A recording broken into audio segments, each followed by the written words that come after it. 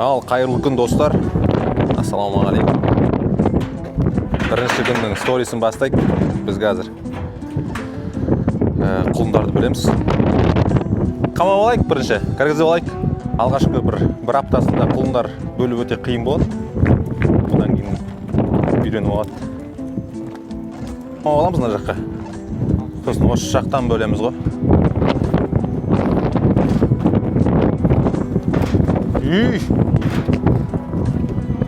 Елерден қазір құлындарды бөліп аламыз. Насауды көтерейік. Байлақ көріп. Құлындарды бөлдік міне. Салапты құлындар, Бір-ақ күн екен ғой бұларға айғайлап. Жем салатын астаулары. Жем әке көріп құлындарға. Әзірге білмейді бұлар. Жем жеуді бірақ үйренеді. Уақыт келе. Ішін бір тазалап жүрген екен,